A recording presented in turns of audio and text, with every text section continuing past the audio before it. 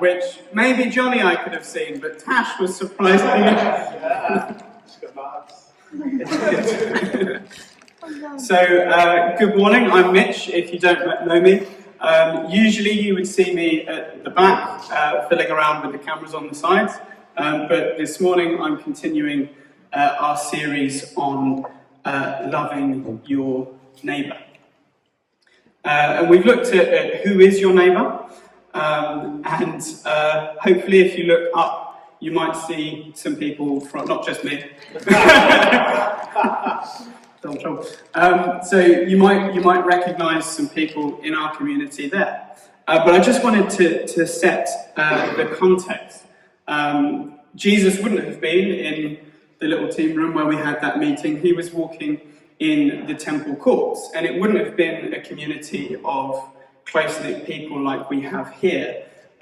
He was talking with different groups. They had political movements, people with different religious points of view, and they were asking him a lot of questions. And the reason that they were asking questions was because each group wanted to show that they knew what the truth was, that they understood, and that they had authority when they spoke. And they felt threatened by Jesus, because that was God speaking truth to us on earth, and that was incredibly challenging to people who had invested in a particular world view. And so he was asked, in the passage that we see that we're looking at in Mark 12, these three main questions.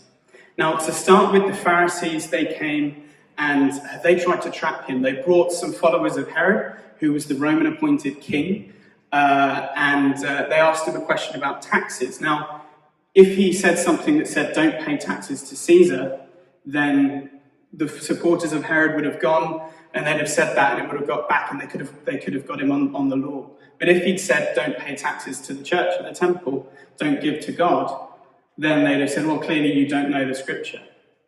And he was able to answer them, and he said, give to Caesar what is Caesar's, and give to God what is God's. And so they tried to trap him, and they failed. And then the Sadducees came. Now, the Sadducees were a group that didn't believe in the resurrection. They believed only in the law and what was written down. And so they came and they asked a question, trying to trap him on the subject of resurrection. And they asked this question about a woman who'd married a brother, and he died, and they'd had no children. And the custom was that it meant that the next youngest brother would marry her so that the family line could continue. And they said, well, there's this example, and it's happened with 7 brothers in a row. All of them have died, and there are no children. And they said, but whose wife is she? They were trying to trap him in this. And he said, you don't understand. There isn't marriage in heaven. You haven't read the scriptures, you don't understand them. Because they were asking questions about the law to the person that had written the law. So they couldn't catch him out, and they were struggling. And then at the end we see an expert in the law comes forward, and he asks this question. What is the greatest commandment? And when he asked, let's look at that scenario. So one of the teachers of the law came and heard them debating. Noticing that Jesus had given a good answer, he asked him, of all of the commandments, which is the most important? The most important one, Jesus answered, is this. Hear, O Israel, the Lord our God is one. Love the Lord your God with all your heart, with all your soul, with all your mind, and with all your strength. The second is this. Love your neighbour as yourself. There is no commandment greater than these.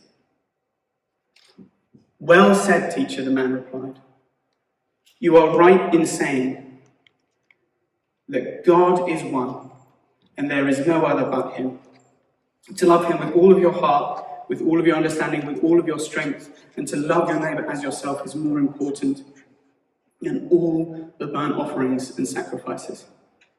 And when Jesus saw that he had answered wisely, he said, you are not far from the kingdom of heaven. And then no one dared ask any more questions. I find it fascinating. We often deride the Pharisees, but here we have a Pharisee and Jesus is speaking to him and saying, you are not far from the kingdom of heaven. And it's because he understood these commandments. And it's so easy in the middle of this tense situation. There's political groups who are vying for power. They're giving their opinions. I wonder what it's like to be in a situation where there's political upheaval. Can you imagine that? But in the middle of that environment is when it's so easy for us to miss what God is saying. We are to love him and those around us. And this is a summary of all of the Old Testament, all of the prophets, all of the law. In other words, Jesus in his answer is saying, I have been telling you this for thousands of years. And you may be wondering, why is this the third week that we're on this subject of loving your neighbour? And it's because this is the second most important commandment you will hear in your whole life. This is God, the being that created us, saying, this is how to live your life. 2,000 years later, we still don't get it. That's right. So, before I hand on to Titsa and Shumway, I wanted to look at what God says about his ways, because we don't get it. And there's this word in Isaiah that says that his ways are different to our ways. This is God speaking, and he says, for my thoughts are not your thoughts. Neither are my ways your ways, declares the Lord. As the heavens are higher than the earth, so are my ways higher than yours, and my thoughts higher than your thoughts. And if you've walked in this morning thinking yourself righteous, and I know that feeling because I have been in church my whole life, and I have walked through the door many times thinking, I'm doing well, I've got things sorted, only to find that his ways are not my ways. Yes, really good. His thoughts are so much higher than my thoughts. So when we read love others as you love yourself, we can't read it in our understanding of what those words mean. We have to ask, what is God trying to say? What does it mean that we love ourselves? Well, I want you to cast your mind back to when you were in school and just think, do you remember when we had the big school pictures? Yeah. And everyone had to line up, and that's when you knew how tall you were. Yeah. And you try and look down the line and say, right, next year I'm going to be... Well, what's the first thing you do when you get that picture, when it comes through?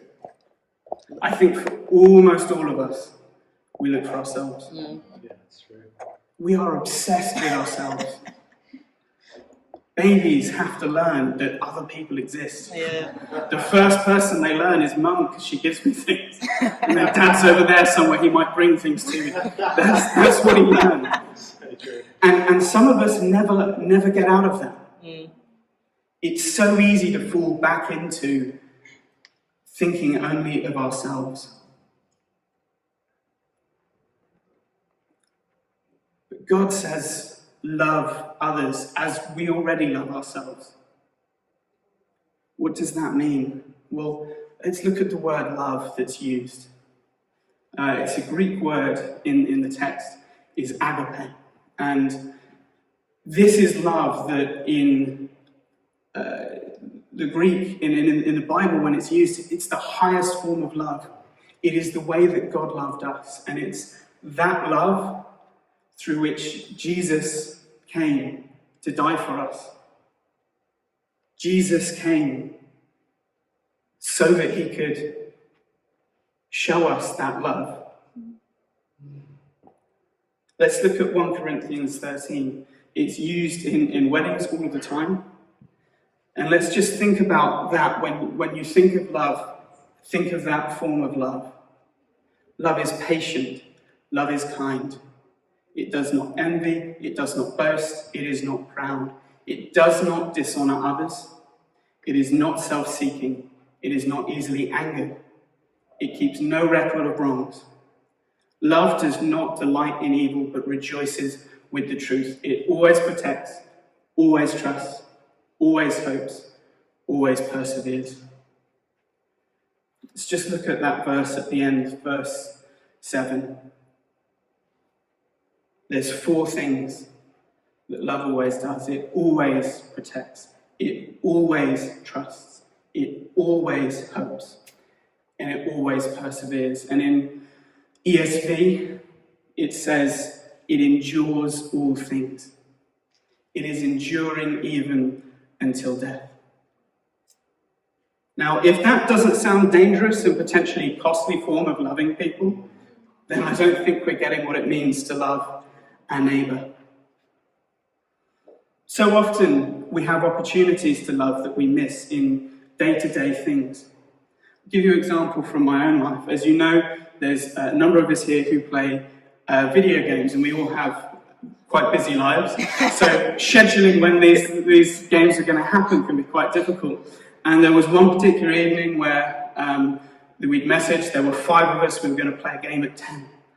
And we thought, okay, we got everyone together, 10 came o'clock, there were 4 of us were online. Where was Anthony?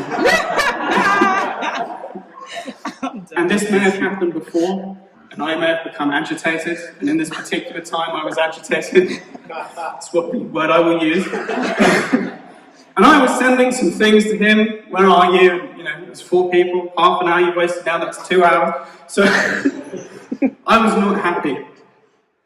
And I had made the assumption, I had not given Anthony the benefit of the doubt that there was a reason that he was late. Yeah. And it was later that evening that I found out that he had taken Akari to the hospital. And if you don't feel some second-hand guilt,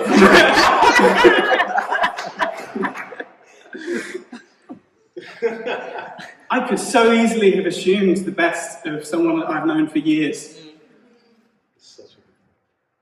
But so often we don't do that. We don't trust. We don't hope in the best for each other. We don't persevere and endure that person that is difficult to love. We just leave them. We allow them to drift away. And it's not a commandment that really we can fulfill. But Jesus did. We couldn't love, so he has loved on our behalf. He came not to give us good teaching. He came because of our iniquity, because of our inadequacy. The good news this morning, if you are feeling burdened by a commandment that you're not capable of fulfilling, is that Jesus has done it. And if you're worried about what the immense weight of what it means to love others would mean for your life, then allow Jesus into your life.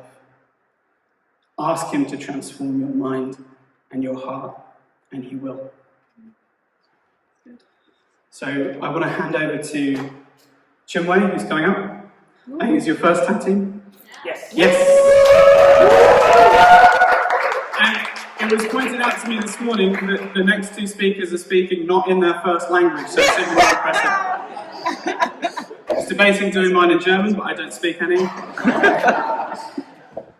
Anyway, over to you.